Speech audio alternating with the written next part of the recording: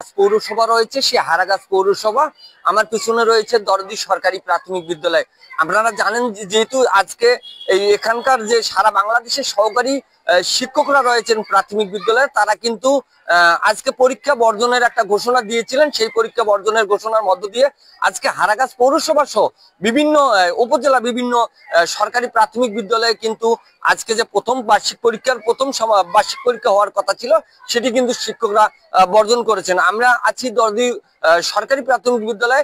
এখানকার শিক্ষকদের সঙ্গে কথা বলে আমরা যেমনটি জানতে পেরেছি, তারা যেমনটি বলছিলেন যে তাদের যে 3 দফা দাবি, সেই 3 দফা দাবি সম্প্রতি কিছুদিন আগে ঢাকায় কিন্তু তারা আন্দোলন করেছেন এবং আন্দোলনের মধ্যে সরকার তাদের আন্দোলন বাস্তবায়নের জন্য যে প্রতিশ্রুতি দিয়েছিল, সেটি কিন্তু তারা সরকার বাস্তবায়ন করেনি এবং সেই বিষয়ে কোনো প্রজ্ঞাপন জারি করেনি। এই প্রজ্ঞাপন জারি না করার কারণে এবং সেই সম্প্রতি যে আন্দোলন হয়েছিল, সেখানে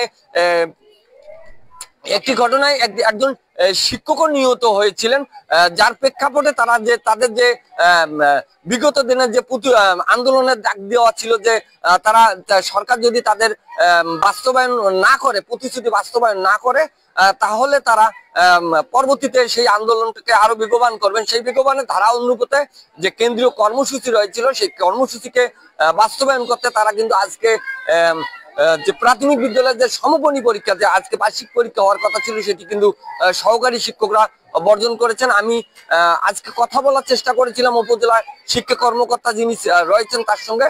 তিনি আমাকে যেমনটি বলেছেন যে উপজেলায় সব বিদ্যালয়ে পরীক্ষা স্থগিত বর্জন হয়নি, বেশ কিছু বিদ্যালয়ে পরীক্ষা নিয়েছে। আমরা সকাল থেকে আজকে এখন পর্যন্ত পৌর এলাকার যে প্রায় 17টি প্রাথমিক বিদ্যালয় রয়েছেন, প্রাথমিক বিদ্যালয় থেকে তথ্য নিয়েছি। তেমনটি বেশ 2-1টি বিদ্যালয়ে প্রথম ধাপে যে প্রথম শ্রেণী এবং দ্বিতীয় শ্রেণীর যে পরীক্ষা ছিল, তারা প্রধান শিক্ষকরা নিয়েছিলেন, কিন্তু তাদেরকে সহকারী শিক্ষক যারা রয়েছেন তারা কিন্তু এই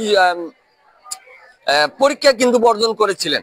পরবর্তীতে যারা প্রধান শিক্ষক রয়েছিলেন তারা কিন্তু বলেছেন যে তারা দ্বিতীয় ধাপে যে ক্লাস 3 থেকে ক্লাস 5ম শ্রেণী পর্যন্ত শিক্ষার্থীদের যে বার্ষিক পরীক্ষা নেওয়ার কথা ছিল, সেটি কিন্তু বন্ধ রয়েছে।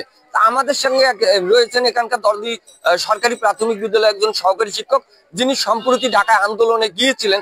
আমরা তার কাছ থেকে শুনবো যে কেন এই আন্দোলনটা কিসের এবং তাদের দাবিটা কি। আপনি একটু আমাদেরকে বলেন।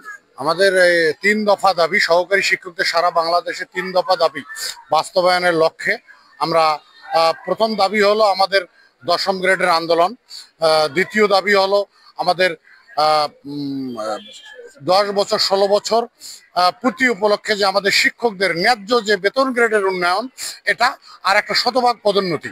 তা আমরা ঢাকা শহীদ মিনারে গিয়েছিলাম, 50,000-এর অধিক শিক্ষক সারা বাংলাদেশ থেকে এসেছিল।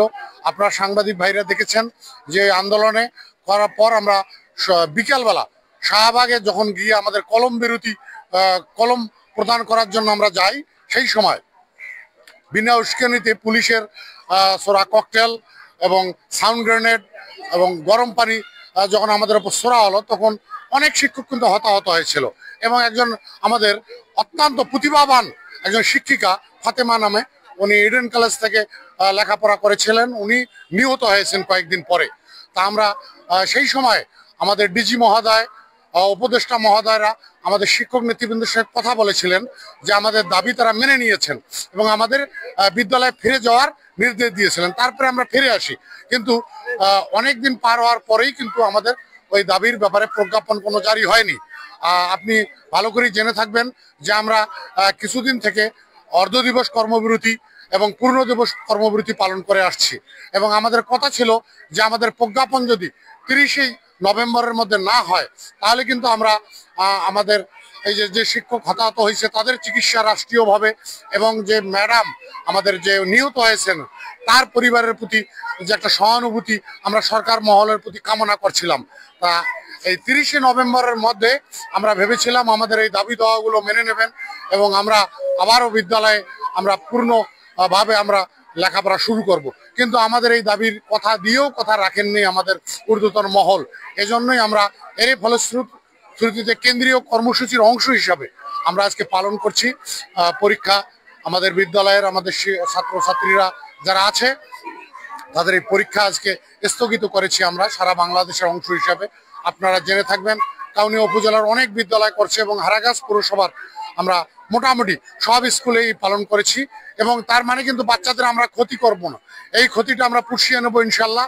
আমরা যে বন্ধের দিন আগামী শনিবার এই পরীক্ষাটা আমরা ইনশাআল্লাহ নেব এবং তাদের কোনো ক্ষতি হতে দেব না। আপনাদের আন্দোলনটার এই আন্দোলনটা কিসের ছিল, মানে এবং এই প্রেক্ষাপটটা আপনারা কি করবেন এখন? এই প্রেক্ষাপটে আমরা আশা করব আজকে ইনশাআল্লাহ আমাদের ঊর্ধ্বতন মহল আজকে সারা বাংলাদেশের চিত্র আপনারা খোঁজ নিয়ে দেখেন, সারা বাংলাদেশে কিন্তু আজকে পরীক্ষা বর্জন হয়েছে। হ্যাঁ, এর মধ্যে অনেক উপজেলায় অনেক প্রধান শিক্ষক মহোদয় যারা আছেন তারা হয়তো এই পরীক্ষা নিচ্ছেন। হ্যাঁ, এর মধ্যে আছে অনেক আমাদের মধ্যে ঐক্যের হয়তো একটু ঘাটতি আছে, তারপরেও আমরা বলবো বেশিরভাগ বাংলাদেশের বিদ্যালয় আর কি পরীক্ষা স্থগিত হয়েছে। আমরা আশা করব যে আজকে মধ্যে আমাদের ঊর্ধ্বতন মহল হয়তো আমাদের কেন্দ্রীয় নেতৃবৃন্দের সঙ্গে বসবেন এবং আজকে যদি সুষ্ঠু সমাধান দেন, আজকে যদি প্রজ্ঞাপন জারি করেন এবং আপনারা ভালো করেই জানেন যে এই সরকারের শেষ সময় এসেছে, তফসিল ঘোষণা হলেই আর কিন্তু কোনো প্রজ্ঞাপন জারি করার ক্ষমতা ওনাদের থাকবে না। তা আজকে যদি আমাদের কেন্দ্রীয় নেতৃবৃন্দের সঙ্গে বৈঠক করে ওনারা একটা সুষ্ঠু সমাধান দেন, আগামীকাল থেকে আমরা যেমনটি এই যিনি সহকারী শিক্ষক রয়েছেন মিলন সাহেব, তার সঙ্গে আমরা তার কাছ থেকে যেমনটি জানতে পারলাম যে তাদের যে আন্দোলন, কেন্দ্রীয় যে আন্দোলন, সেই আন্দোলনের কর্মসূচি অংশ হিসেবে তারা কিন্তু আজকের এই পরীক্ষাটি বর্জন করেছেন এবং আজকের যে পরীক্ষাটি বন্ধ রয়েছে এটি কিন্তু আগামীতে যে বন্ধ দিন রয়েছে সেই বন্ধ দিনে তারা পরীক্ষা নেবেন এবং আগামীকাল থেকে যথাক্রমে যে বার্ষিক পরীক্ষা রয়েছে যে আগামীকাল থেকে যদি কেন্দ্রীয় ভাবে যদি প্রজ্ঞাপন জারি হয় তাহলে আগামীকাল থেকে যে পরীক্ষা রয়েছে সেটি কিন্তু যথাসময়ে নির্ধারণ হবে। এই ছিল আমার কাছ থেকে আজকের